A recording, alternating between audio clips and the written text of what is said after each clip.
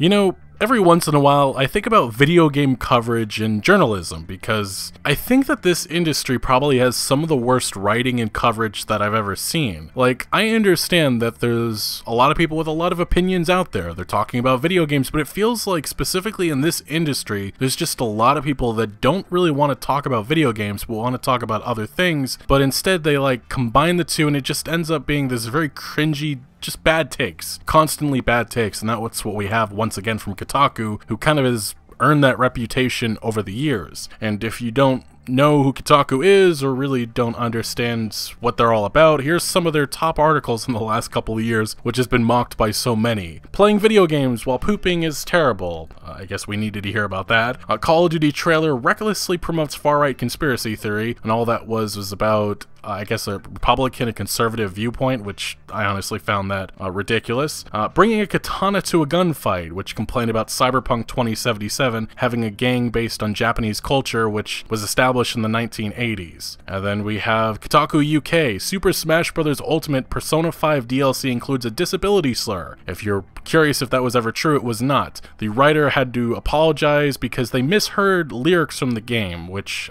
you can't make any of this stuff up. Video games have to reckon with how they depict the police. Spider-Man's take on police feels out of touch. And if you're curious, I believe the new Spider-Man game actually has less of a police presence. I wonder why. And we have Help, I accidentally bought Mario Party instead of Smash. These are the people that are supposed to have the ultimate knowledge on video games. Some of them have and will rage about streamers getting better privileges or better access to games early. And I mean, you have to wonder why some of these gaming companies are considering going that route. Like, it's not even just pieces like that. I could bring up the infamous Dean Takahashi Cuphead footage, or even some of his more recent Doom Eternal footage. And then we have a Kotaku writer who jumped the gun to complain about Barbara Gordon in Arkham Knight, and they actually had to admit that they did not finish the game, so they had no idea how that scene played out. This is the top journalism in this video game industry, and for what it is worth, Kotaku pretty much is, I don't want to say useless, but a lot of their insightful reporting came from Jason Schreier, who is now at Bloomberg. So I hate to say it, but there really is no reason to follow Kotaku because there's nothing really, they don't really do much. And I think that's something you could say about a lot of the video game industry and a lot of the different types of websites that talk about games, which is why we get a lot of garbage pieces. And it's not something that's limited to just Kotaku. We had Polygon playing some sort of VR shooting range game in which they called it terrifying, they crapped all over it, but as many viewers pointed out, they didn't know actually how to use the guns and they did some terrible gun safety. It was just a joke. It's been mocked to death by so many. We had Rock Paper Shotgun, I believe this is about last year. Cyberpunk 2077's E3 demo has weak gunplay and unimaginative stereotypes. Laughable. Star Wars Jedi Fallen Order's protagonist is such a wasted opportunity, in which they complain about there being a white male protagonist. Then we had Variety make a review about The Division 2, and they spent much of the time complaining about Tucker Carlson and gun laws in the United States. Far Cry 5 wasn't a game for the Trump era, says The Verge, but it tried to be one anyway. And again, this one complains about the game not being enough about Trump and Rule America. Call of Duty Modern Warfare Impressions taking war in a frightening direction, in which they called for censorship because they said that Modern Warfare was just terrifying. It was uncomfortable, and after playing that game, it was not. It was perfectly fine, and it was ridiculous that somebody was actually calling to censor certain scenes. Oh, this video game industry. Another one, Colorblind on The Witcher 3 Rust in Gaming's Race Problem, which complains about The Witcher 3's race.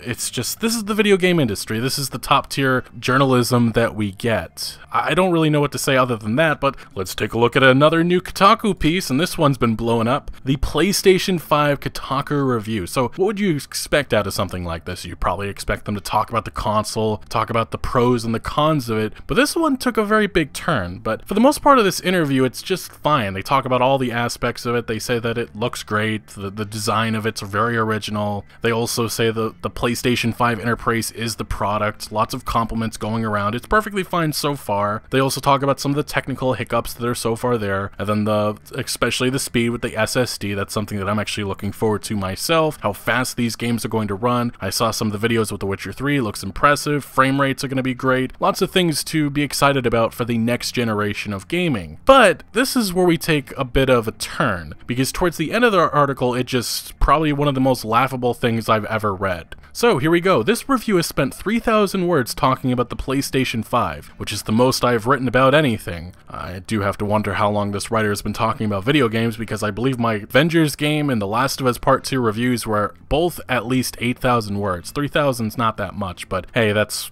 whatever. It doesn't really reflect on the actual quality of the piece. I mean, this one though, yikes. It's as good a video game console as there has ever been. The combination of ultra high definition video, increased frame rates, high-end graphic techniques like ray tracing, and the lightning fast SSD make it feel like a real deal next-gen successor to the PlayStation 4. So far so good. And if you're not ready to give up on the previous console, the PlayStation 5 reliably runs a vast majority of the PlayStation 4 library, with many of those games receiving upgrades to fidelity, frame rate, and loading times. If this is where the piece ends, it's perfectly fine, forgettable, but it doesn't. It continues, but I'd be remiss to ignore all the reasons not to be excited for the PlayStation 5. The world is still reeling under the weight of the COVID-19 pandemic. What does that have to do with gaming? I don't know. I mean, why does this have to be necessary in a PlayStation 5 review? Anyway, it continues. There are more Americans out of work right now than at any point in the country's history, with no relief in sight. Well, Kotaku, I think some people outside the United States probably don't care.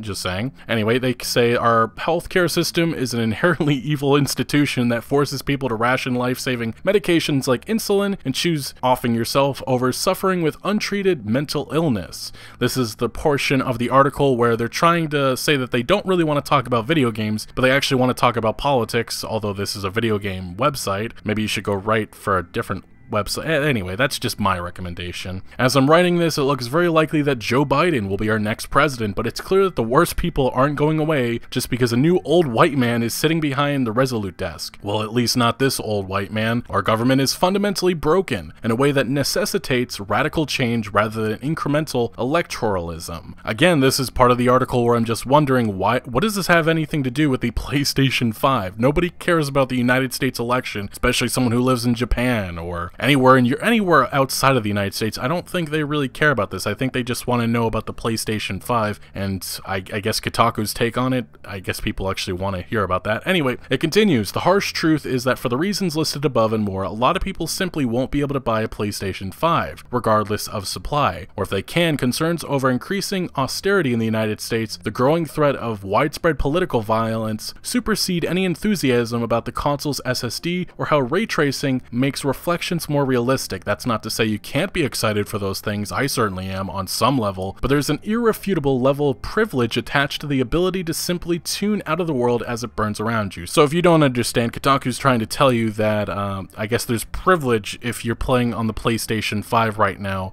due to the whole worldwide situation. So they just want to make sure that you understand that. You're privileged, I guess. I won't deny that video games can be an escape. Well, that's what they usually serve as. People don't want to have to hear about the real-world problems while they're gaming, but I guess Kotaku for some reason needs to bring this up right now.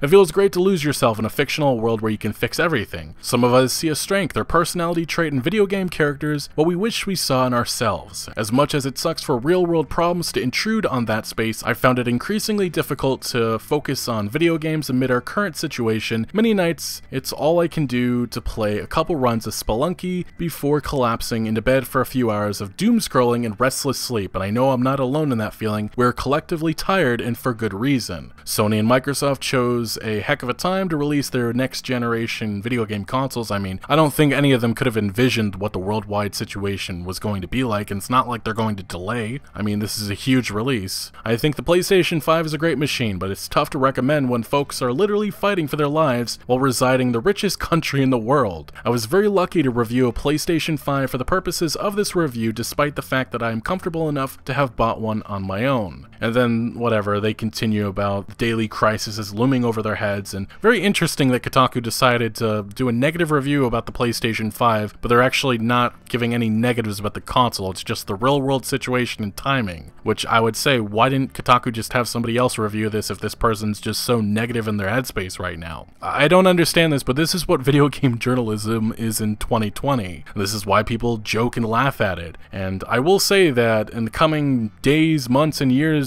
going to be a lot of jobs that are going to be lost, because I just think that this is a medium that I don't think it's dying, but I just think there's too many pieces or articles like this coming from so many outlets. There's no insightful or great coverage. That's why I brought up Jason Schreier, I believe earlier in this video, but he was the only Kotaku journalist, reporter that actually gave some coverage. He was the only reason people actually tuned in. Regardless of what your opinion is of Jason, he brought the clicks, and people really wanted to hear about his insightful behind-the-scenes coverage of what was going on with games like Anthem or Mass Effect Andromeda. But then the rest of Kotaku, this is what you get. And it's not just Kotaku. As I said earlier, there's just lots of other websites that this is all they're good for. I forget which website it is, but I believe it was just the other day that there was a piece complaining about bug snacks because of colonialism. That goofy little game, yes, serious takes. I really don't understand the leaps that people make. But here's actually another Kotaku piece which came the other day. Xbox Series X has too many horrifying holes. And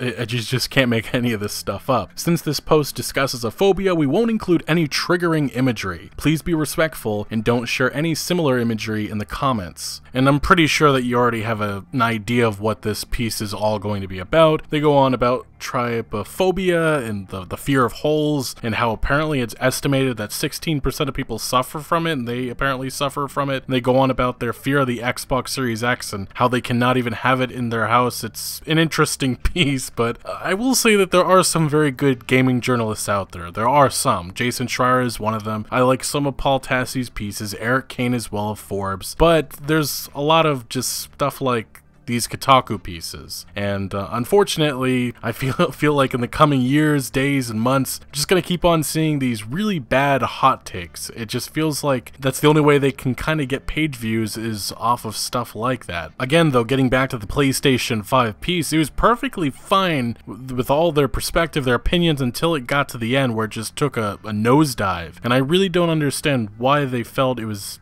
necessary to go that route, in which we need to hear about the white male president, why they don't like that, and the healthcare system. I don't understand what that has to do with video games and why people have to hear about that in a PlayStation 5 review. Can only imagine what the Sony representative who probably sent that console to this reviewer was thinking, like, oh, that's what we're getting out of this. Anyway, that is the video. What is your thoughts on Kotaku's PlayStation 5 review? What do you think about them including the real world situation? Do you think it necessarily need to be included in there? It's just a very brave and stunning move of Kotaku to give I guess you could say a negative PlayStation 5 review because of there being a white male president and the real world situation. 2020, that's all I can say. Anyway, thank you for watching. Make sure to leave a like if you did enjoy this video, or if you found, well, you didn't find any informative value. I think you probably just lost a couple of brain cells. But make sure to follow my other social media accounts for updates on new videos. Links are always down in the description below. I'm most active on Twitter, giving opinions on news that I do not always get into video form, so make sure to follow me over there. Also check out my Discord for all sorts of discussion on games, and again, thank you for joining. Consider subscribing for more videos like this, and I'll see you later.